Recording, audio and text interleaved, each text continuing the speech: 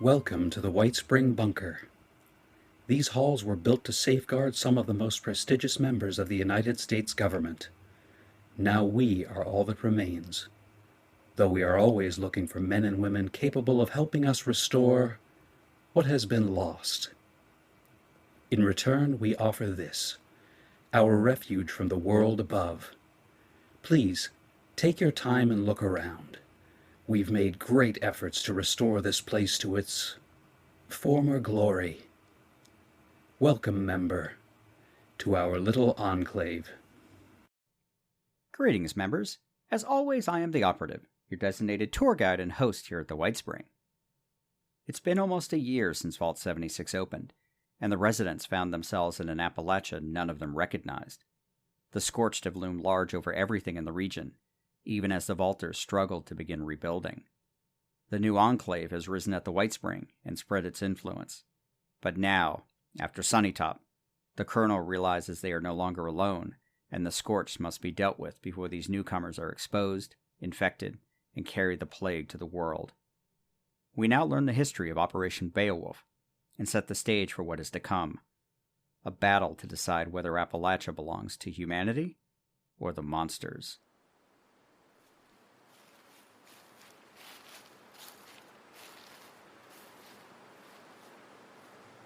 Report, Sergeant. What did you see? Scorched beast activity near Watoga. Looks like the bots are getting their attention. Got Scorched outside the asylum. Maybe a dozen or so. Okay. Location matches what we found at Camp Venture. So this has gotta be Defiance. Hell of a thing. Making a base out of a place like that. By the looks of it, a lot of good it did 'em. Well, I'll report to command. I want you to take the rest of the team and get a beat on those Scorched. We'll take them out and see if we can find a way inside. Yes, ma'am. New Enclave Team Beta was into their 4th week hiking across Appalachia, following the trail of the group that had called itself the Brotherhood of Steel. After recovering reports from the responders talking about their dealings with the group, the Colonel had tasked the team with uncovering as much information about them as they could. Modus had some limited data on what the old Enclave knew about them, but most of the relevant data had been lost during the incident and damaged to Modus's memory banks. The AI was just as eager to find out more himself, if only to fill in the gaps in his own files. So Team Beta left the Whitespring to have a talk with Rose. The Raider bot knew a lot more about what happened in Appalachia, and could point them in the right direction. As unhelpful as Rose was, she did provide them with a starting point. Brotherhood of Steel? More like a bunch of boring, uptight blowhards. You stuffed shirts have a lot in common. Of course, they had great toys. That nuke my honey David used to blow up the Charleston Dam. The Blackwater Bandits stole it right from under those tin heads' noses. But if you're silly enough to try to find those losers, why don't you start over by Spruce Lake? I heard some of the old raiders, you know, the real ones, not those fakers downstairs, say they found some cool stuff that could have been military. So off they went to check out the lake. At first, all they found were a bunch of mirelurks and giant ticks. That wasn't until Corporal Jones, running from a mirelurk camp, fell into the water and discovered a half-submerged cave. Sure enough, it was filled with old papers and recordings, definitely military, and pointed them to a new location in the mire. Another week in the Divide, and the team descended into the southern part of the mire, to a place called Camp Venture. It took over an hour to clear out the Scorched and ghouls which had made the area their home, but it was well worth the effort. Team Beta spent the next 3 days cataloging everything they found at the camp. It was mostly information related to the very beginnings of the Brotherhood of Steel, but it did point them to a place called Fort Defiance, somewhere in the Cranberry Bog. And that had been a week before. Now the team found themselves overlooking the old Allegheny Asylum. Sergeant Tyson vaguely remembered visiting as part of a school trip before the war, and it hadn't looked all that great back then. Nearly 30 years of neglect hadn't improved it either. It wasn't until they got closer that they could see the results of what must have been an epic struggle outside the asylum. The courtyard was ringed with barricades, which in turn were littered with stacks of bones bleached white by the Appalachian sun. The lieutenant had sent the sergeant down to scout, while she and the rest of the team set up a temporary camp on the cliffs above and made their report back to the Whitespring. And with the return of the sergeant, and with the Scorched beast occupied by Watoga, now was the time to get into the building. Sergeant, Take the private down the right side. The corporal and I will take the left. Yes, ma'am. Team Beta split up and got themselves into position. The Scorched weren't very attentive, and the new Enclave soldiers were able to kill most of them with long-range rifle fire. The 2 survivors had turned and charged towards them, firing pipe pistols, but they didn't last much longer. Anderson listened to see if they'd woken anything else up, but they could hear nothing but the wind blowing through the trees. All right. Secure the courtyard and find a way into the building. But keep an eye out for scorched beasts. The team jogged past the piles of bones towards the inner barricades. Whoa. Are those suits of power armor? Sure enough, the men could see the remains of T-60 and T-51B suits of power armor amongst the littered corpses and bones. Lieutenant made a circuit of the courtyard and counted more than a dozen of the suits, along with other skeletons and what looked like to be modified army fatigues. Must have been one hell of a fight. It sure was. Take a look at that. Anderson turned to see several large skeletons, scorched beasts, laid out on the ground or draped over one of the barricades. One was even laying directly on top of the missile battery in the middle of the courtyard. Its launch tube still turned to the sky as the final silent sentinel. Walking through the graveyard of what must have been the final stand of the Brotherhood of Steel, the team found the broken bodies of 3 knights, what these folks called their power armor-wearing soldiers, who had fallen guarding the doors, while the doors themselves had been knocked inward. The lobby was also covered by the bones of the dead, and the team could easily track the course of the end of the Brotherhood by the piles of shell casings and the bodies of the creatures as they stormed the asylum. All right, team. This place is mighty big and we need to be thorough. We'll start on the first floor and work our way up. Anything that even looks interesting, you pick it up. Got it? The team all nodded and began working their way through the old asylum. By the sound of scurrying above, they could tell they weren't alone, so they were all on their guard. Lieutenant found a note and a holotape left on a bulletin board, written by someone called Scribe Grant. Clearing the asylum wasn't easy. At least half of the building was overrun with ghouls. Lucky for the team, it appeared that the Brotherhood hadn't used that part anyway, so after barricading the downstairs hallway as best they could, the team turned its attention to the other half. Scribe Grant hadn't been kidding when he wrote about the military-grade security on the elevator. However, the sergeant had been on active duty before the war, and was able to rig a bypass once he got into the 3rd floor. The whole area was a treasure trove of documents and terminals. They had collected as much as they could, while the lieutenant set about to review at least some of the materials.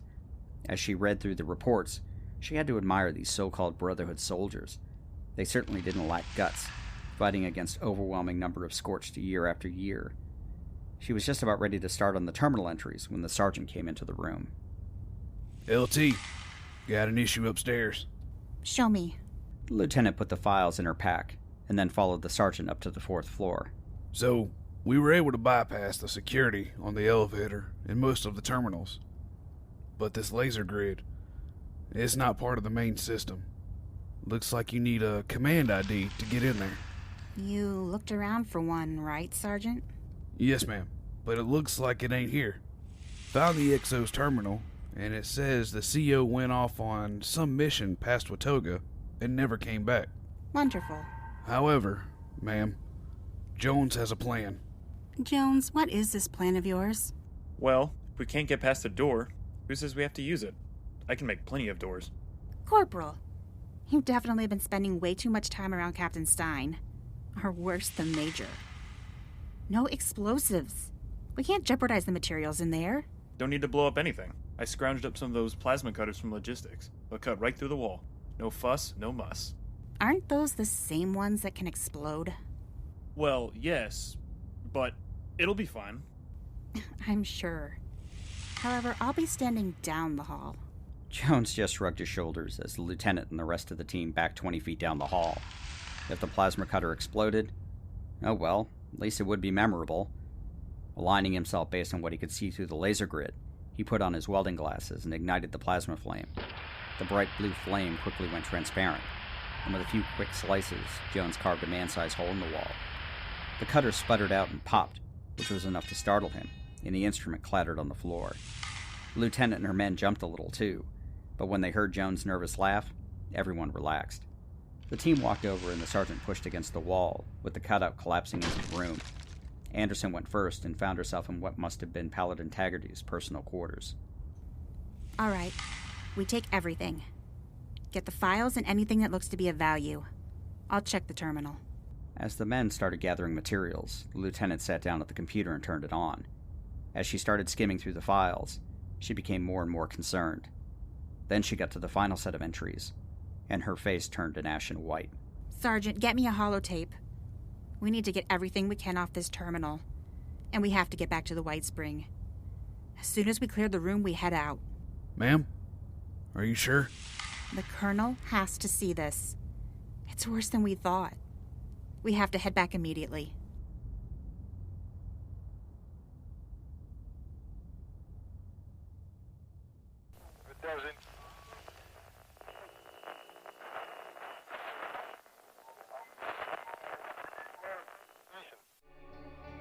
Long gone are the days where people sing about West Virginia as almost heaven. After nuclear war and disease, it's far from heaven now. Far from Heaven, a Fallout 76 story podcast, is a tale of survival, conflict, and hope set in the Fallout 76 game world. Join our survivors on their journey to reach that almost heaven once more. Available on Spotify, Apple Podcasts, Amazon, and many other great podcasting apps. Far from Heaven, a Fallout 76 story, available now.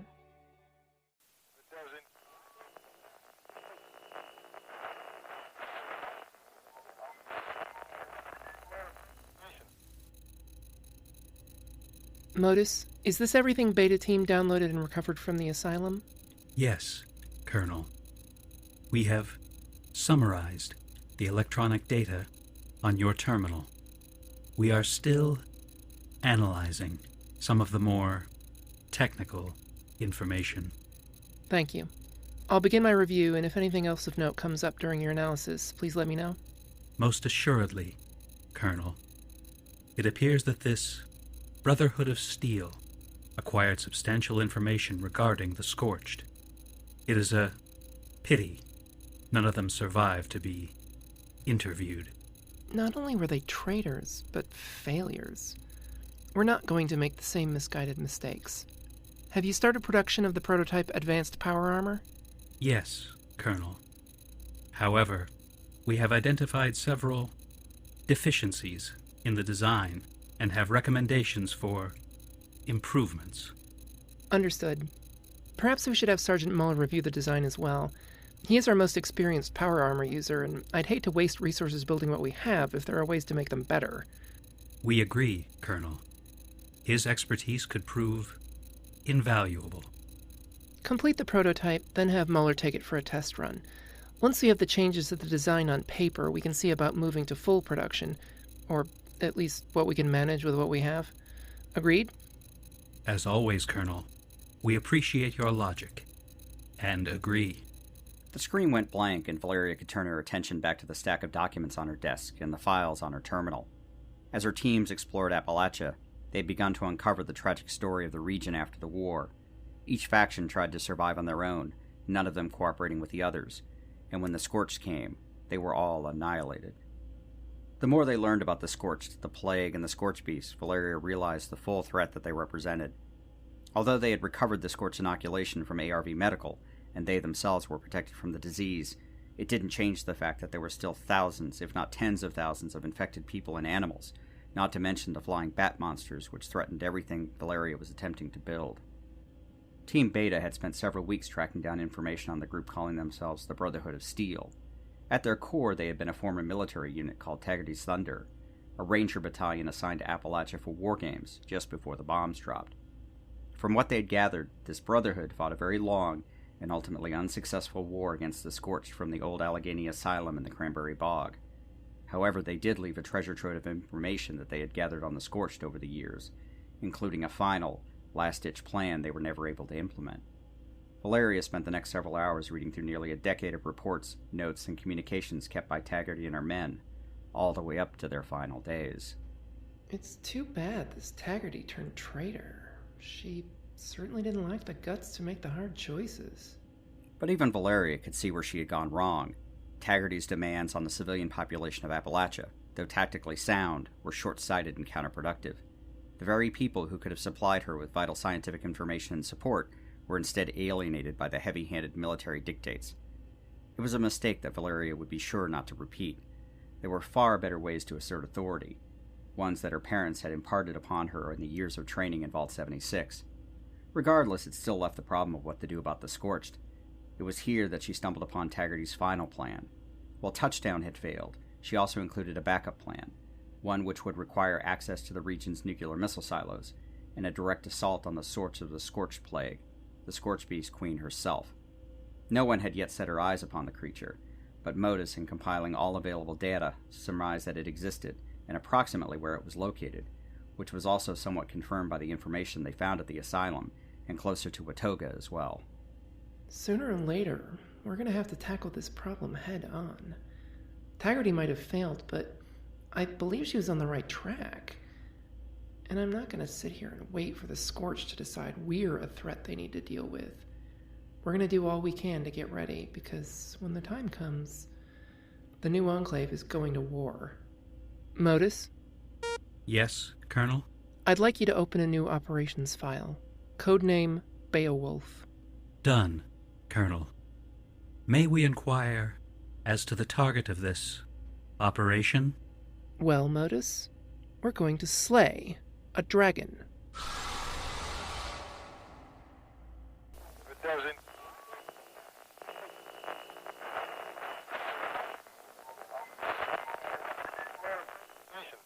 Hi, I'm Fire Rider, and I'm the host of The Pixel People, a podcast dedicated to taking a close look at our favorite characters from our favorite video games. From major characters who define the course of a game's storyline to smaller characters who you might have never noticed.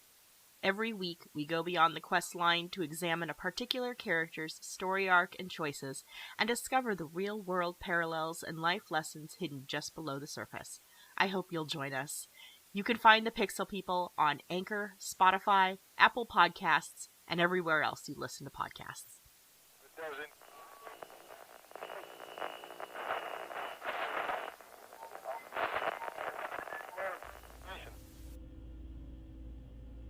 And the servos appeared to be underpowered. I identified at least 3 distinct short traps on the torso, and the shoulder armor limits vision to the left and right. Is that all, Sergeant? No offense, man, but those DIA researchers might have thought they had some good ideas on how to improve the old power armor designs, but this ain't it. None taken. However, your blunt assessment presents us with quite a problem. What problem is that, Colonel? Beowulf. I can see by your expression that you've heard of it. Yes, ma'am. The captain, well, he wanted my opinion. And you have objections? Permission to speak freely. Never stopped you before, Sergeant. Out with it. Are you out of your mind? Of course not. Then I might recommend a second opinion. Just getting these vaulters turned soldiers going in the same direction is considered a victory. And now you're planning on marching them halfway across Appalachia to fight the mother of all monsters? And then I hear this plan involves dropping a nuke, too. I mean, I've seen my share of crazy-ass plans in the past, but this is something else entirely. Is that all, Sergeant? On top of the 1,000 other reasons I can see not to do this, yes, ma'am. We don't have a choice, Sergeant. All we have to do is look around out there and see what the Scorched are capable of. They wiped Appalachia clean, and I don't doubt that they are capable of so much more. Here, you need to read this. The colonel opened one of her desk drawers and took out a thick manila folder. Opening it, she handed a document to the sergeant. This is part of an analysis the Brotherhood of Steel did on the Scorched. Go down about 3 paragraphs and read. Continent-wide, perhaps global extinction-level event. That was nearly 10 years ago, Sergeant. And within a few years of that analysis, everyone here was dead or scorched themselves. The only thing standing between them and the rest of the country is us. If we don't deal with them now, then it could be the end of everything. It'll make the Great War look like a leisurely picnic. With all due respect, Colonel, what you're planning is suicide. That's why you're here, Sergeant. Both you and the captain have more combat experience than the rest of us combined. That's also why I had you do a field test of the experimental power armor. Operation Beowulf is going to happen. However, I want you and the captain to pull it apart and put it back together again. I want recommendations for improvements weapon loadouts, and contingency plans for dealing with whatever else we might find out there. Is that all? Not quite. As I said, I had a very good reason for having you field test the armor. Modus has the capabilities to construct a small number of new suits of power armor. Unfortunately, your report highlights the fact that what we have isn't going to be good enough. Not to go toe-to-toe with Scorched beasts, and certainly not against the Queen. So your first assignment is to redesign the armor with Modus and get us a production model we can use. My recommendations? My design? I can't think of anyone else who's capable. As I said, we won't be able to build an army of them. Modus calculates we have the materials to maybe build a dozen at the most. So if that's what we have, then I want them to be the best available. And you'll also need to hand-select and train the members who will be our power armor specialists. It's a tall order, Sergeant, but the new Enclave is going to war, and it's one that neither we nor humanity itself can afford to lose. No pressure there, Colonel. Nah, this old warhorse has another good fight left in him. Hell, I always did want to fix all those damn mistakes the eggheads kept making with the old suits anyway. That's the spirit, Sergeant. I can't say exactly how much time we have, so I want you to get started immediately. Modus has reserved space over in the production center, and logistics is under orders to give you anything you need. If anyone complains, especially Captain Reynolds, send them to me. Understood? Yes, ma'am. Good. Dismissed. Sergeant Muller stood and saluted the colonel before leaving her office. His mind was already going a mile a minute, thinking of all the improvements he'd like to make to the armor. He also had a name picked out for the new design as well. If they were going to hell to fight, then they'd walk in as devils.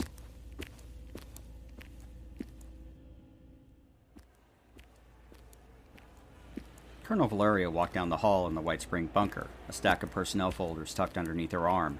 The bunker was a beehive of activity as word of Operation Beowulf's activation spread through the ranks. A formal briefing had been scheduled for the following day, but Captain Stein had already notified the assigned team leaders with a rough outline of the mission, and everyone raced to begin preparations. The colonel had one other assignment to fill, perhaps the most important of them all, and she needed the captain's opinion. Enter! The door slid open and the colonel stepped into the room. Colonel, I wasn't expecting you. I thought you'd be getting ready for the briefing. I've been ready for weeks now, Captain. Ever since Sunnytop. Well, this is it then. I still think it's a crazy plan, but between Mueller and I, plus what Modus was able to pull together, it's probably not a suicide mission. Maybe. I appreciate the vote of confidence, Captain. All jokes aside, I do get it. Doesn't mean I have to like it, but at the end of the day, it's a job that has to get done. And you're right when you say that it's either them or us. They've done enough damage in this land to last future lifetimes. But I didn't see anything about Charlie. Seems that's the crux of the plan, right? That's exactly why I'm here, Captain. We're taking most of the teams with us to the bog, but without Charlie, the plan just doesn't work at all. Of the members left behind, we need to pick a small group who'd be smart enough, brave enough, and perhaps crazy enough to pull it off. The colonel took the folders out from under her arm and placed them on the desk before taking a seat. I asked Modus to identify suitable candidates. These were the ones he came up with. The criteria was based on skills, experience, and expendability. Expendability? You know as well as I, Captain, that we can't be sure of what kind of resistance the team will run into down there. Getting in might not be difficult, as we have seen with those first errant launches months ago, but getting back out? Even Modus can't calculate those odds. Fine, Colonel. I still don't have to like it. The ends justify the means. Always. Well then, let's take a look at our volunteers then, shall we? Stein picked up the folders and started to leaf through them. These guys. Really? Modus picked them out, and they just so happen to have the right set of skills we need. Corporal MacDonald, also known as Mac, wasn't he in Mueller's power armor squad? He was. Seems to have rubbed the sergeant the wrong way. He passed, but Modus feels we'd be better served having him on Charlie. Well, I heard he's got a thing for nurses. What was that, Captain? Oh, nothing. He's a good fighter, tough as nails, also knows his way around a terminal according to the file. Next is Corporal Coleridge, Charmer. He's been familiarizing himself with the silo control systems. Obviously. Private Marshal, Doc, trained field medic and fire support. And Sergeant Dye, who's got one of the best combat records against bots in Appalachia. Solid choices. Seems to be the right mix of skill, along with a dose of crazy. So who's going to lead this merry little band? Operative Shadow. Shadow? The big fella? I mean, he's a great infiltrator and all, but really, you want to put him in charge? I know, Captain. He's, well, odd. However, he's got more experience getting in and out of secret facilities than anyone else here. He was the one who got us into the DIA black site at Sugar Grove and recovered the archive files, too. And this is classified information, but he's been inside a silo before, even before he showed up here. I'm sorry, Colonel. I think old age may be getting to me. Could you repeat that? Shadow has been in one of the silos? Shadow got himself into Alpha, after almost being eaten by a Yagwai, so he knows the general layout. I can't think of anyone better to get the team to where they need to go. Well, I guess I can't argue with that. Surprised you didn't pick Jones or Thomas. They've already been assigned to their teams. These 5 have the benefits of already being available and unassigned as well, and expendable, if it comes to that. Stein never saw anyone as expendable. There had been enough death to go around, and if there was any way that he could give those men better odds to get out alive, he'd move heaven and earth to do it. Without letting the Colonel know, of course. Then it's a solid team. What are you planning on calling this merry band? Team Omega. Colonel, we really need to work on your designations after all this. I don't think I've heard of anything more vanilla than President Chucklefuck's flavor designations for an ice cream party within the bunker. You can imagine how many dissatisfied faces there were. Just collect them, Captain. Modus is going to upload their new orders to their terminals, and the full briefing for Team Omega will be at 1600 tomorrow afternoon. Make sure they aren't late. Yes, Colonel. One last thing. I was speaking with Dr. Harker. He mentioned that having a symbol and identity is going to be vital as we expand. I made a sketch and wanted to get your opinion. Here, let me take a look. Very interesting, Colonel. I like it, and I think the men will like it too. Good, because I've already ordered logistics to begin production. I have a few other meetings ahead of me. You can keep the files, and I'll see you down at the commissary later. The captain saluted and watched the Colonel leave the office. First Beowulf, and now Charlie. Valeria was betting the future of Appalachia on a single roll of the dice. Both he and Muller had done all they could to craft a plan which had the best chance of success. He looked down at the sketch in his hand and thought to himself, maybe, just maybe, the old saying would prove true. Fortune favors the bold.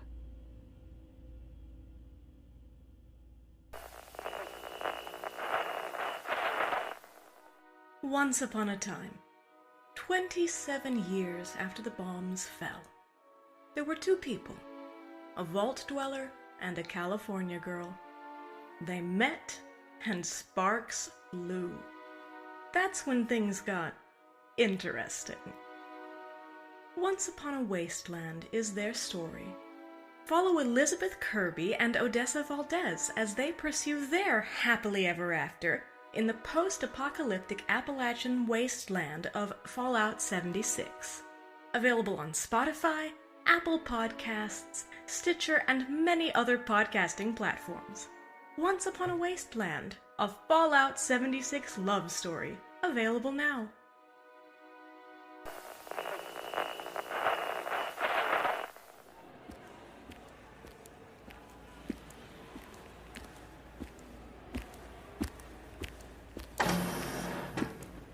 So, Mac, what do you think this is all about? What makes you think I got a clue, Charmer? Though whatever it is, as long as it gets Muller off my ass and gets me out in the field, I'm more than happy. Weren't you supposed to get your team assignment by now? Muller's got it in for me, even though he passed me. But something tells me he's getting his jollies off making me feel like I'm on the chopping block. Waiting. Maybe, just maybe, you should have thought twice before you tried to impress that nurse. I heard that Brahmin hasn't been the same since. I did, and Nurse Jacob saw I wasn't just good at bench pressing. Mac, you got issues. Blame my mother, Charmer. She was the therapist in the vault, after all. The briefing room door slid open, and in walked Sergeant Dye. Well, I see they told just anyone to come down here, including one of my favorite poker buddies. And you too, Mike. Very funny, Brandon. I see they don't have a height requirement for whatever they're planning. What makes you think they're planning anything? I'm pretty sure this is going to be your court-martial for bench pressing that Brahmin.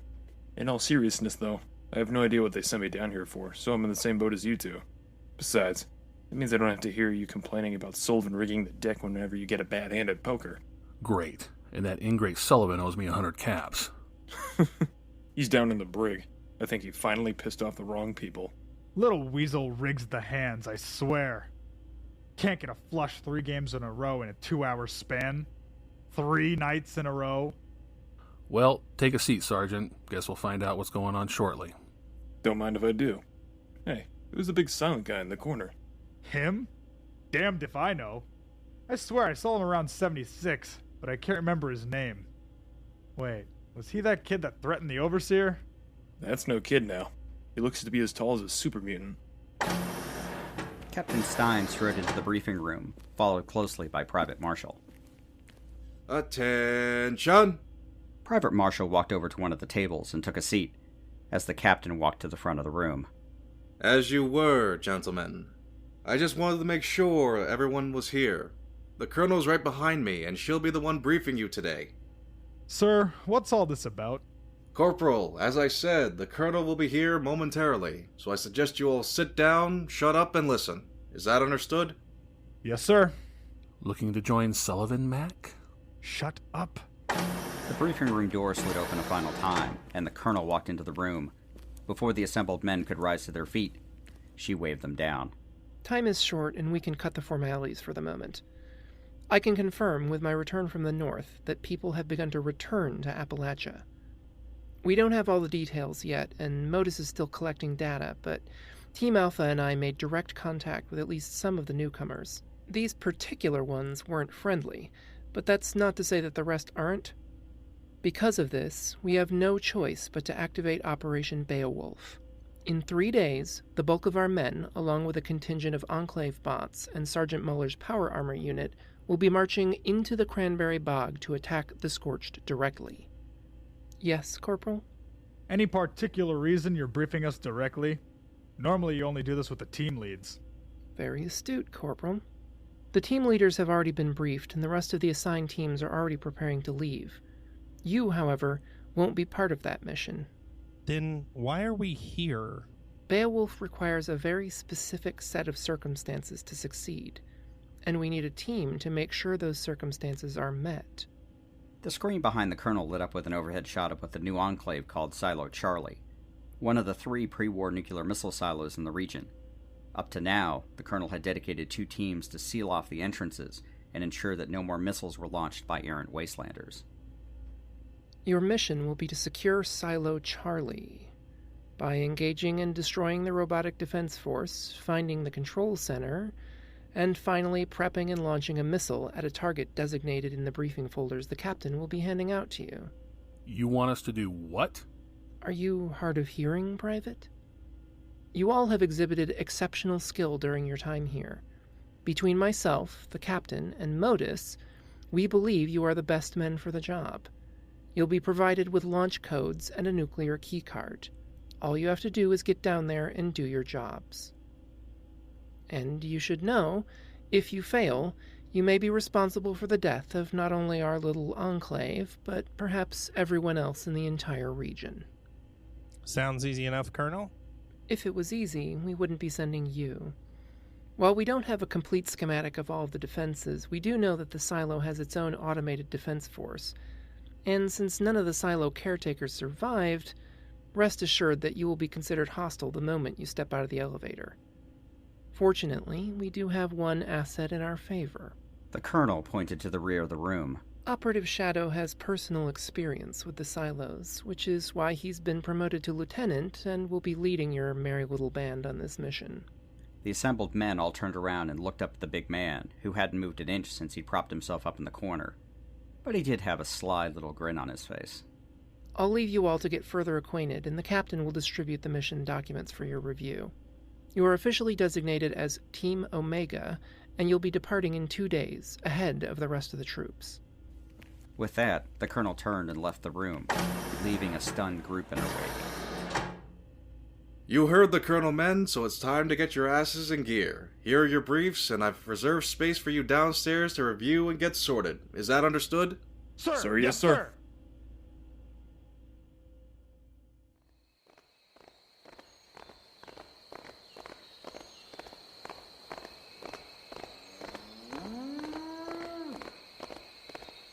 A light breeze blew across the Whitespring resort, but the rustling of the trees was soon overwhelmed by the sound of marching boots, bots, and power armor, followed by the braying of the Brahmin.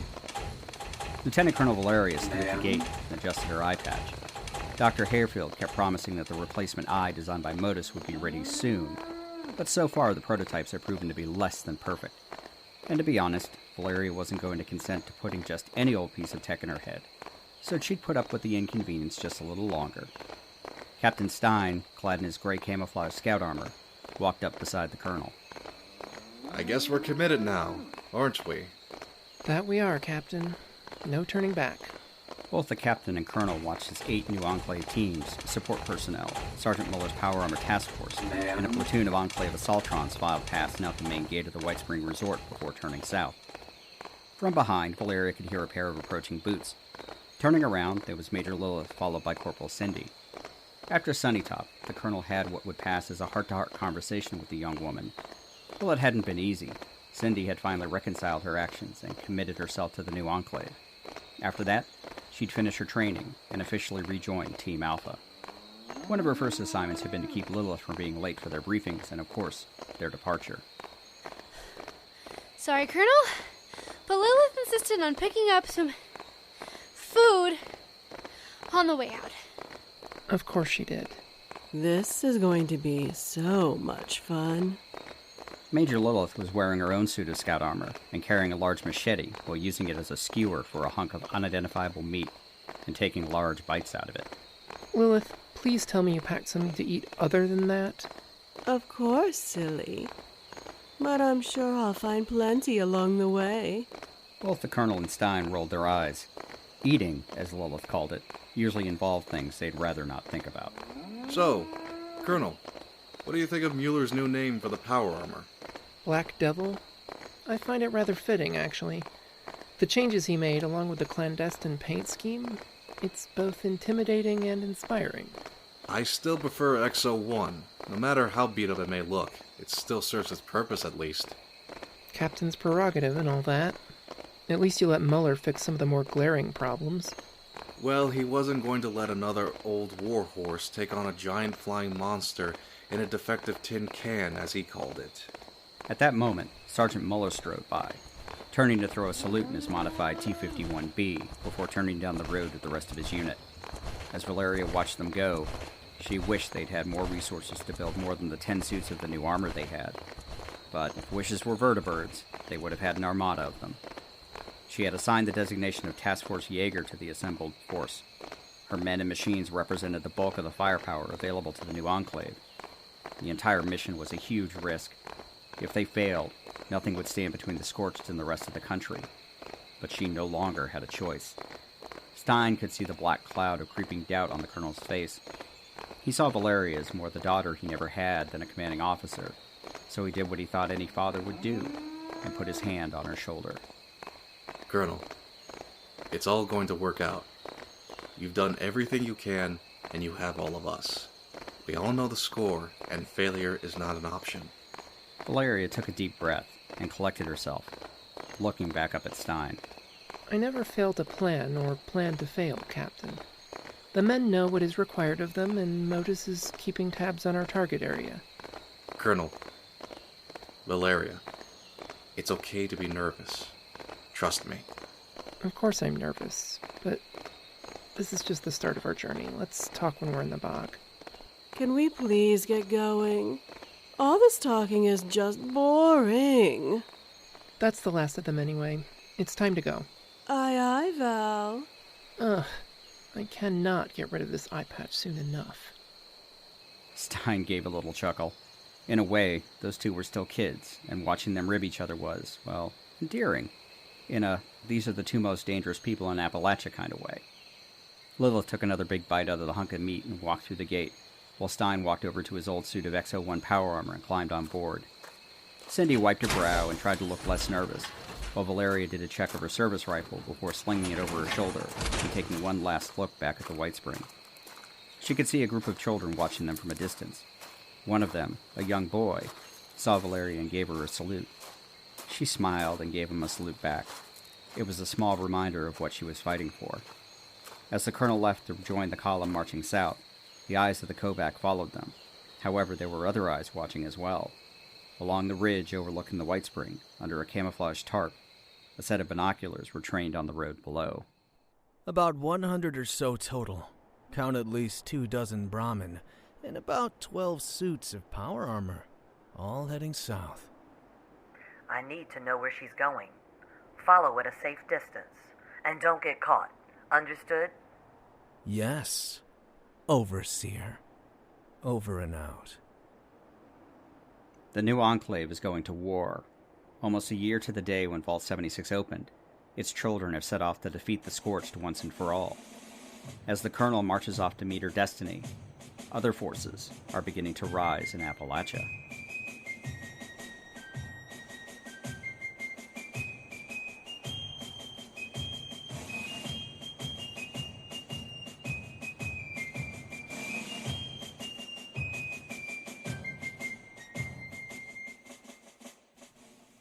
Thank you again, members, for joining us here on The Modus Files.